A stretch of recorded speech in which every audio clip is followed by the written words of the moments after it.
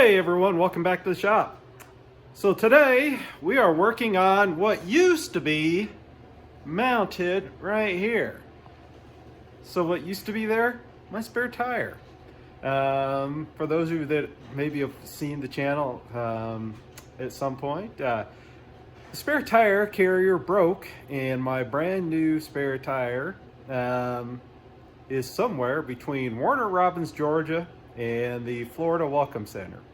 A couple months back, my wife and I made a trip to Florida, do a little racing of the car, and we stopped at the Florida rest stop.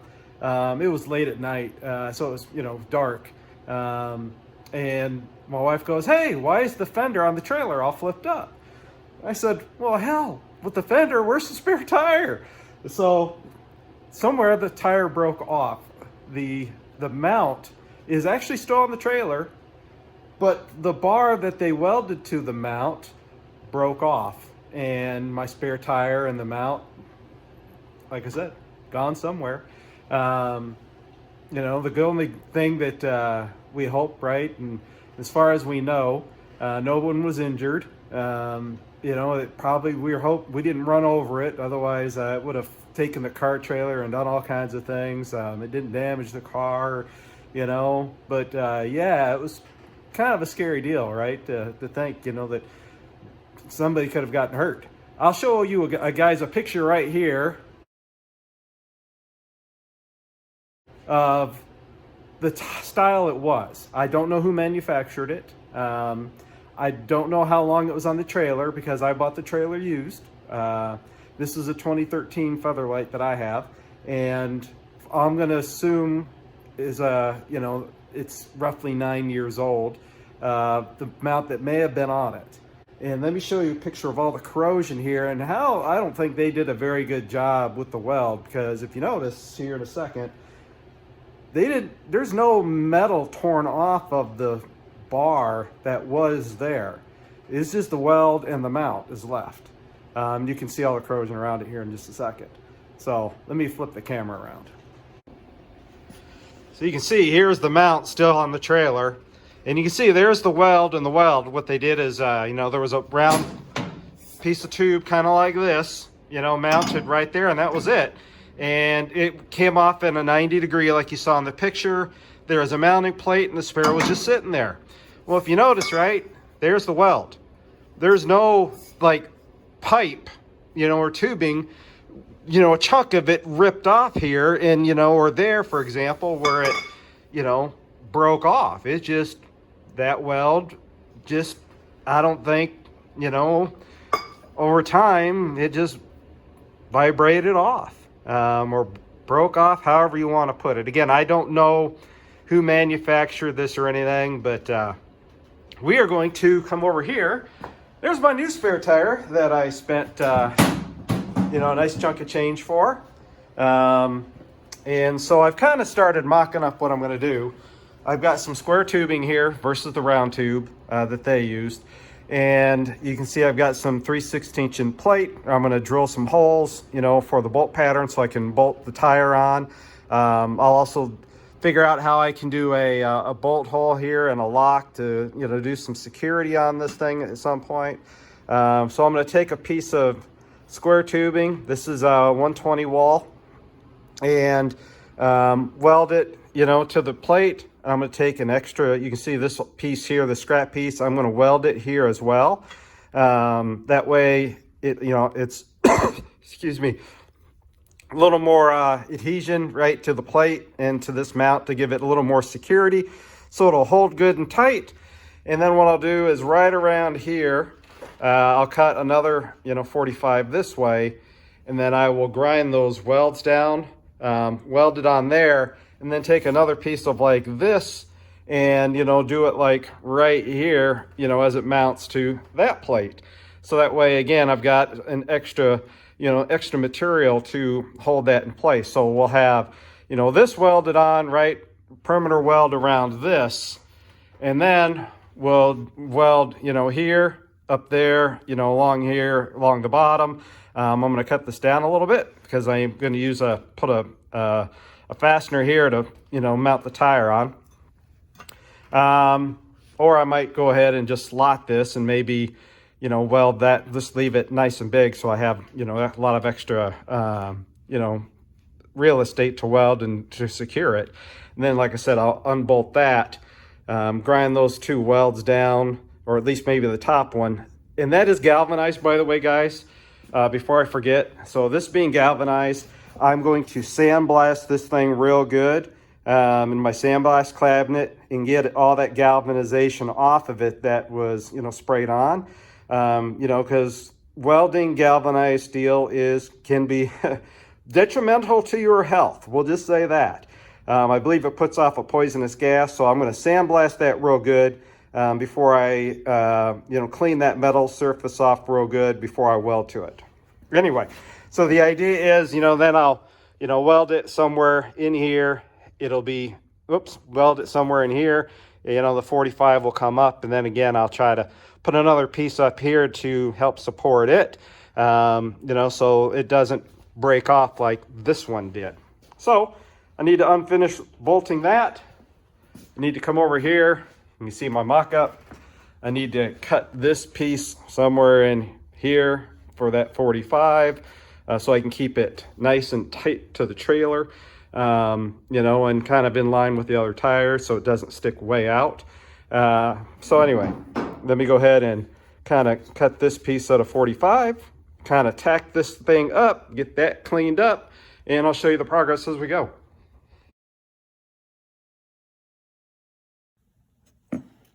Okay guys, I've got this whole thing all sandblasted. And actually what I'm thinking, guys, is this is actually the tube right here. This small area, you know, you can see this is the weld. This is the tube. So I believe that the tube actually just broke exactly where they welded it in both spots. So it looks like the welds were good. They had good penetration. Now that I see this actually up close and sandblasted, and it looks like the tube perfectly broke exactly where they welded it. You know, just over time and vibration, you know, it just broke right off. So you can see again, there's the weld on the back side. And like I said, I think the tube just, you know, fractured and broke right off. Anyway, so now we got this sandblasted really good. And I took a lot of time and tried to, went over it, you know, several times to make sure I could get the galvanization, you know, off of this, you know, before I do any welding. So now let me, I want to grind, I believe it's for this weld off, grind it smooth. So when I go ahead and put the tube on, you know, like this, because I'm going to use the bolt holes here and here, the bottom two and the top two. So, you know, I want to put this, you know, somewhere in here, like so. And then you can see I want to make sure I leave a little space, right? So I can put, you know, like this guy here, you know, something like this. I think that's how it's going to go, right? Kind of like that. So that way it'll help support it, you know, and give it a little more strength there. All right, guys, just a quick update where we're at. So, you know, I've got this kind of just sitting there. It's not tacked or nothing. You know, I tried to use, right, the 2x2 here to put under here, but then I'd block my bolt holes and I couldn't, you know, then tighten it. You know, I've got plenty of space down here to tighten these up. So I had some 1x1, and you can see I kind of tucked it up in there. So what I'm going to go ahead and do is put a tack weld here, then weld this to this. Then we'll go ahead and set this back on there and weld this whole thing up, and then we'll work on, you know, the plate. I still need to do the bolt holes for it so I can, you know, be able to put the bolts through so I can tighten the rim to it. Still need to do that, but anyway, just a quick update where we're at. All right, guys, this is extremely hot, but, you know, you got the idea now that this is all welded up. So this should be way stronger than, you know, two little welds on a piece of pipe, you know, then, you know, we have definitely a whole lot more surface area of welding on this.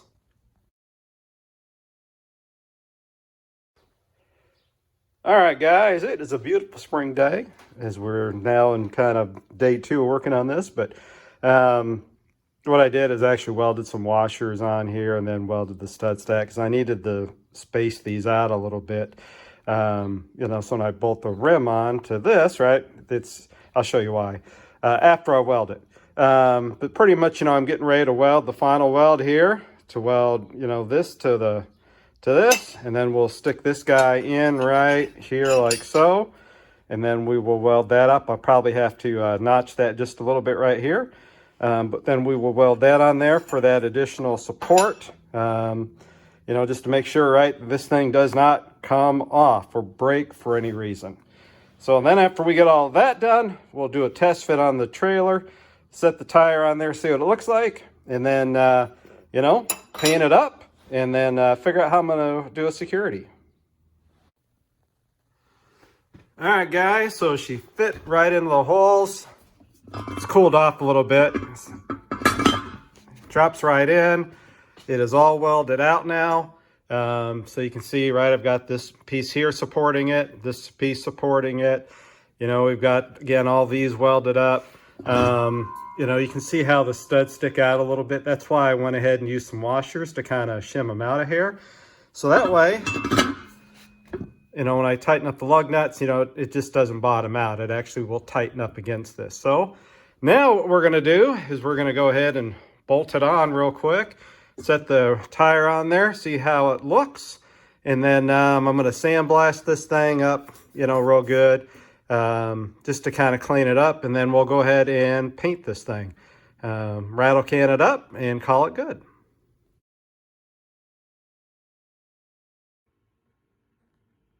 All right, guys, she is all bolted on, all painted up. So now let's go ahead and throw the tire on it and see how it looks.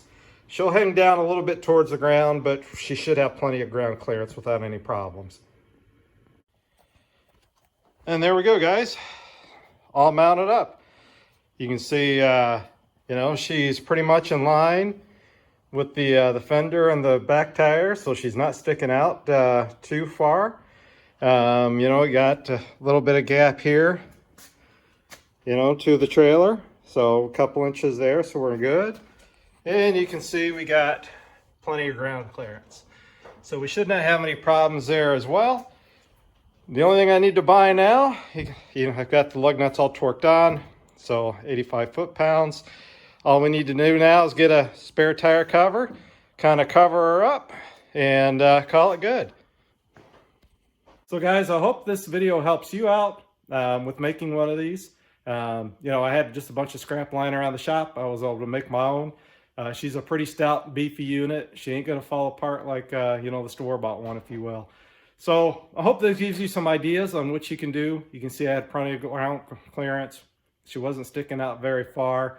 Everything worked out really good. I'm really happy with the way it turned out. So I hope this helps you. I am not an engineer, right? I, use common sense to try to build this as stout and as beefy as I could, because I don't want to have, one of these tires coming off again while going down the road. I don't want to see anybody get injured, and I don't want to have the liability or, and getting sued and everything else. So do this on your own, right? I'm just trying to give you ideas and what I did. Use your own best judgment to come up with your idea or your concept. So anyway, thanks for watching, guys. Have a great day in your shop. Get out, build something, have a little fun. See y'all later.